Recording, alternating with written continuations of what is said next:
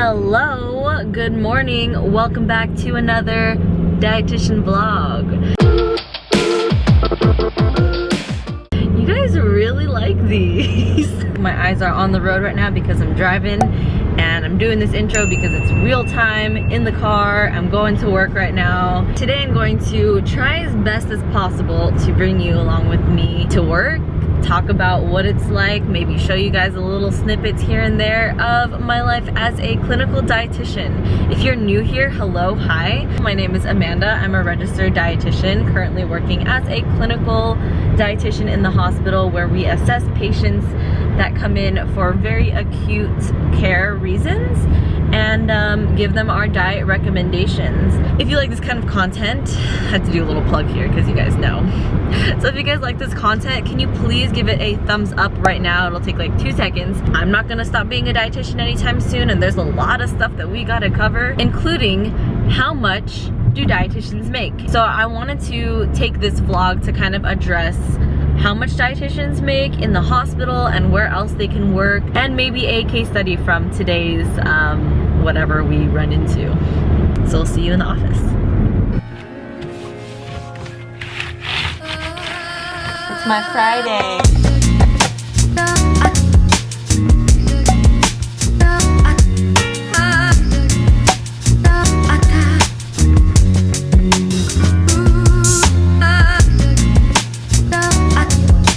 Made this coffee an hour ago. Still too hot to drink. 8 hours later. Just got out and I'm drinking my first sips of water since that coffee that I had this morning. I gotta tell you something. I always, oh my gosh, the day goes by so fast that throughout the day I just forget to drink water, and I never used to be that person. I mean, you guys know I'm always like, stay hydrated, drink your water, blah blah blah, but I just get stuck in this zone of work, and I know as a health and wellness advocate I should not be saying that I forget, but you know what, you just gotta do life somehow. All right guys, I am back, I am ready, I am recharged. Let's talk a little bit about wait, I forgot my matcha. All right, I got my matcha tea, which admittedly I did drink almost all of it because I was doing a little bit more research to make sure I got my numbers right. Since we are going to be talking about how much a dietitian makes salary, hourly, and where dietitians can work and where you can find them and where you could possibly work if you decide that you want to be a dietitian. Before I jump into that though, I do want to say that this matcha is so good. I am trying out Vivo Life's new matcha, I don't know, it's like a matcha superfood type of latte thing. Maybe I should Google it. It's a Vivo Life drink. It's from their Magic line, which is relatively new. It's a matcha coconut latte. It has cordyceps, ginger, and cardamom, so it has like a lot of really delicious things. I mean, hence the reason why I finished drinking it already. So I hope you guys have some tea that you can sip on while I am talking to you. Some of you were interested in knowing how much dietitians make. I actually took a class during my nutrition studies called the profession of dietetics. It was like a 2-credit course so that we as nutrition students, as dietetic students, could learn where we could work in the world. And so the information that I'm about to share with you is from this book. It's like one of the books that we used in school called The Profession of Dietetics. I'll leave a link to it in case you want to read a school textbook. So according to the Academy of Nutrition and Dietetics, there are 7 different categories that dietitians work in, and these are clinical nutrition, acute care / inpatient, so that's going to be like in your hospitals, clinical nutrition ambulatory care, clinical nutrition long-term care, so the people who work in skilled nursing facilities like adult daycare, senior citizen living assisted type of homes, food and nutrition management, communities such as WIC, so women, infants, and children, kind of like governmental stuff. Community also includes nutritionists for the Head Start programs or for a food bank or assistance program, so more for like public care. And then there's consultation and business, obviously what it sounds like, a registered dietitian who consults for a specific type of business. And nowadays it can be like a food business, but it can also be for a corporate can't speak right now. A corporate company who needs a dietitian for their employees. Maybe they serve lunch in their building or their office, or maybe, I don't know, they just want to make sure that their employees get fed properly. Also in research facilities where RDs direct and collaborate on experimental research to answer critical questions at food and pharmaceutical companies, universities, hospitals, basically just giving them our input as the expert on food and nutrition. What's really cool in my opinion, working as a dietitian or having this area to find a career in, is that nutrition is such a new thing. I mean, it's not new, right? Like, we've known about it for hundreds of years, but it's only until now are we starting to realize that there's so much more that we can do with nutrition. There are so many more jobs being made. For example, airlines now are hiring dietitians, or have been hiring dietitians. Airlines aren't the first place that you would think a dietitian could get a really good paying job is, right? But they actually do need dietitians now that people are starting to be more concerned with health, now that there's new policies going up, requirements, health guidelines. So a dietitian needs to be on board with making the menu for airlines because that's just the policy for them. Dietitians can also work for corporate companies, and I feel like the dietitians who make the most money actually work with the business or own their own business. And if you are a business owner, you have a playing field. Like, you can make as much money as your business like allows you to. Some dietitians make up to 6-7 figures just because they create a business that sells so well. But since we're talking more about salary now, I did look up some statistics which I have here on my computer, so I will read them to you. This first statistic is from the book that I was just talking about. Mind you, this book has statistics that are pulled from 2009. It is now 2019. So the money that is stated here is probably going to be higher just because with more interest in nutrition and more jobs coming up, more competition, more compensation. According to the 2009 Compensation and Benefits Survey, the median annual income in the United States for dietitians who have been working for at least a year has been $58,000 a year. That's for a regular dietitian working full-time. It also depends on the experience that you have, where you work, in terms of like the type of company that you work for, or if you are self-employed and what you do.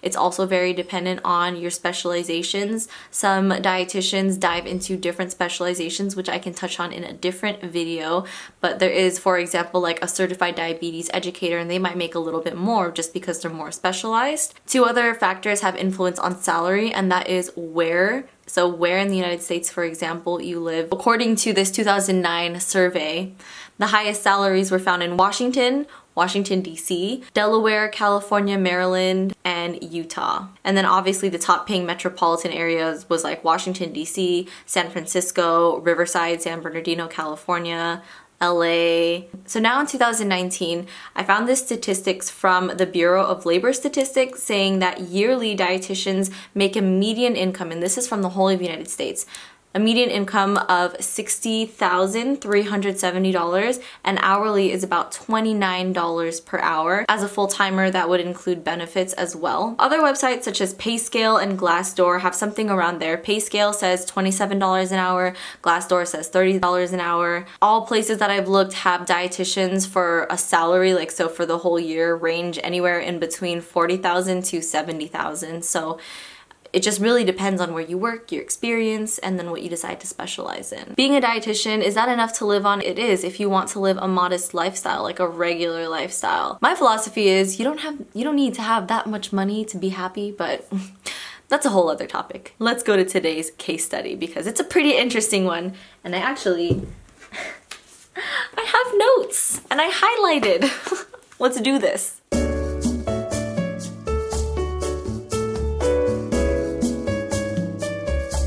All right, my good friends, so we are back. We are live. It's time for this case study. It has been a couple days for me, but I know it's only been a couple seconds for you. So let's just jump into it. I have my papers right here that I'm going to read to you so you know it's a real case study. I will be using fake names and changing up the age, the gender, the story. So it's not the same patient, but it's the same concept. So John is a 55-year-old man who got into a car accident about 10 years ago, making him a paraplegic, making him incontinent. So he has a Foley catheter placed. So whenever he does need to pee, the pee just goes from the catheter into a little bag. He was admitted for a urinary tract infection probably due to the Foley catheter being infected, and then it infected his urinary tract, and then he ended up having a fever, which is the reason why a lot of people get admitted to the hospital, mostly for things like sepsis, which is like infection in the blood, or fever or abdominal pain, blah, blah, blah. So anyway, this guy came in with a urinary tract infection, but the reason why nutrition was triggered to see him is because he had a Braden score of 11,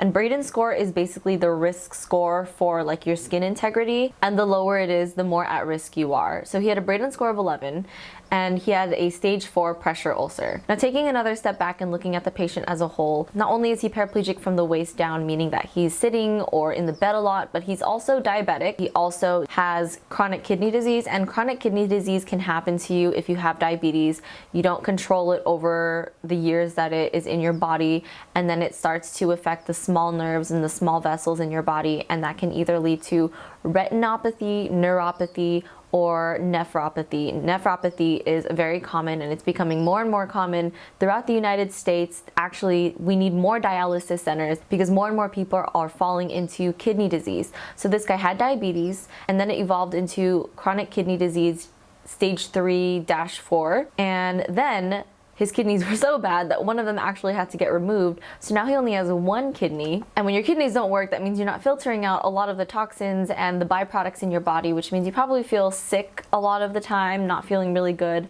Also, with the paraplegia, he's probably in bed a lot, which can lower his skin integrity. The thing with pressure ulcers, it's literally what it sounds like, right? So there's a lot of pressure on one spot in your body. For him, it's going to be around the sacrum and coccyx area. So there's a lot of pressure over there, not that much blood flowing around. Skin strength and integrity, elasticity is lost, which means more opportunity for a wound to happen. A lot of pressure is put on it, or a lot of movement is put on the skin. It's more likely to break just because it gets less oxygen. So we had to see this guy because he had a stage 4 pressure ulcer, and we wanted to make sure that he's getting enough protein for his diet. But the problem is that he also has chronic kidney disease. And with chronic kidney disease, if you have high renal labs, which means your creatinine level, BUN, and your phosphorus, if those levels are high, that can be really injurious to your body, more so than a pressure ulcer. Creatinine increases with kidney disease, kidney failure. It increases with dehydration. And so when we see a high creatinine, we know that someone's kidney isn't able to flush out toxins. It's not able to break down proteins. We want to lower the protein intake to see if that'll ease the load of the kidney. Because this guy's creatinine was high, it's at 3.5. We couldn't raise his protein because his creatinine's pretty high. Normally with a wound, we would raise his protein to 1.5 to 2.0 grams of protein per day. Mind you, a normal person would normally have 0.8 to 1.2 grams of protein per day. Again, his creatinine was high. That's our main concern over the wound. We had to prioritize that. So we lowered the protein to see if that will lower his creatinine levels, because if your kidney is not functioning properly, then how can wounds even heal? The normal high for creatinine is going to be 1.7. His was at 3.5. So we want to see that lower a little bit more. So the dietitian that saw him previous to me did their thing. She changed the recommendation of his diet to a renal non-dialysis diet with low protein so that the wound can heal. And we did a follow-up date. If the creatinine levels did decrease by then, with the lower protein, it would be okay to raise the protein a little bit more for the wound healing. So the next dietitian saw this patient, and creatinine levels were decreasing, so that's good. It went from a 3.5 to 2.2. Awesome, let's keep going with that. And now we're going to raise the protein a little bit more, not to the 1.5 grams per kilogram that we would normally do, but a little bit higher than 0.8 grams per kilogram. The dietitian then raised the protein to 1.0 to 1.2 grams of protein per kilogram and put a follow-up date for us to see again. This patient was eating everything throughout his stay at the hospital, so we had no concern with his appetite or oral intake, which I know was the issue with the previous case studies. Most patients who come into the hospital have this problem of not eating food, and it sucks because you don't want to eat when you're in the hospital. Like, that's just a fact. Patients who are in the hospital feel sick. Your stomach hurts, you're feeling nauseous, you just want to rest. The last thing you want is to eat. I know you guys know this because when you feel sick, you never really feel hungry, right? But the problem is that we need these patients to eat because they need nutrients to heal. This patient was eating everything though, so he's getting the nutrients he needed. It seemed like his body was responding. Then when it was time for me to follow up on this patient's already been seen 2 times, remember. His creatinine level dropped from a 2.2 2.4 to 2.22. So I was like, okay, it's kind of stable. Let's just see how it's gonna go. So I didn't recommend to change anything other than adding a zinc supplement and a vitamin C supplement to see if that'll help heal his wounds. Zinc and vitamin C are very good for skin integrity, skin strength, skin beauty. So we also add those minerals into patients who have wounds or any skin problems. So the protein stayed the same. It's still lower than we would want for a wound, but it's all we could do right now to work with the creatinine and the kidney function. Calories stayed the same. Only thing different, again, was just adding the zinc and seeing how we would go from there.